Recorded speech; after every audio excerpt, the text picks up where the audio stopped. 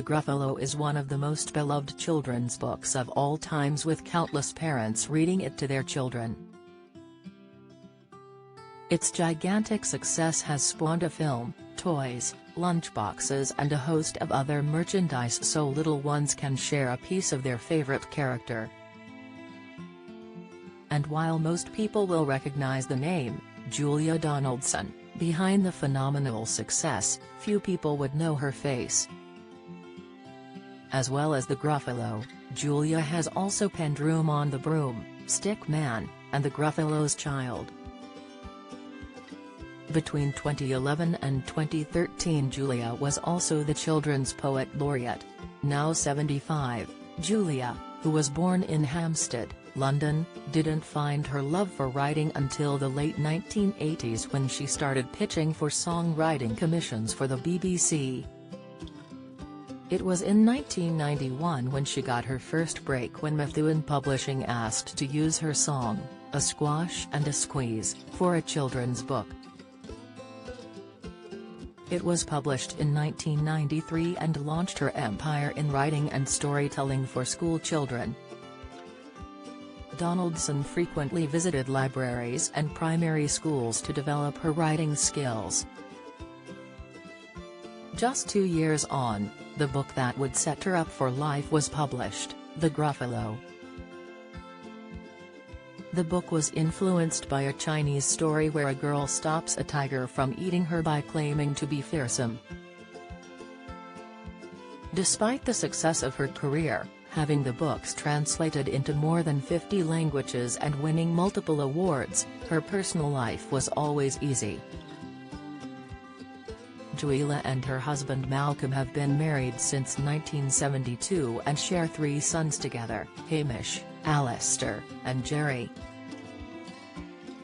But Hamish tragically committed suicide in 2003 at the age of 25 after struggling with schizoaffective disorder. Julia based one of her books, Running on the Cracks, in memory of her son, which revolved around a protagonist who falls into the world of the mentally ill. She created the book whilst she and Malcolm were trying to help Hamish navigate life with his disorder. Julia herself is also dealing with a devastating health condition, which has affected her since she was a teenager. Julia realized she had problems with her hearing when she couldn't hear a bird song. This later developed to her missing the occasional words at the cinema, and the people around her, yet she never thought it was something to be concerned about.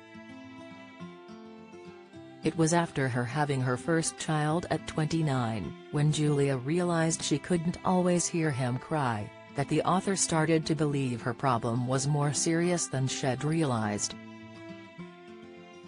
In an interview with the Mail, she revealed she had to be proactive. "We had a carry cot on wheels, so I made sure the baby was near me when he was asleep. I'd also leave all the doors open." She was later in her 30s diagnosed with cookie bite disorder, which makes it difficult for her to hear due to a hole in her audible spectrum. The only familial case she could relate to was her great-aunt, who was also deaf. At first she didn't require a hearing aid, but it was the disappointment after not being able to hear all the lines at a show in the theater which prompted her to go back to the doctors. Finally, at the age of 41 she was prescribed a hearing aid. "It was lovely to clearly follow conversation in a quiet room.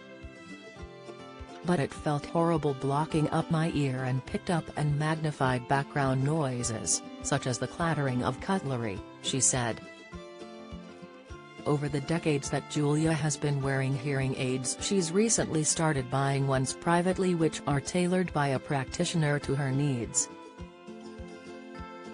Her current hearing aid is a Oticon Vig and valued at £2,000, she said. "I still only wear one because even with the best aids the sound is slightly tinny. It means you get some natural sound, too." Hearing aids weren't perfect at first, far from it, but they've improved enormously over the years and opened up a world I thought I'd lost. Only recently, I've started going to the theater again after avoiding it for 15 years.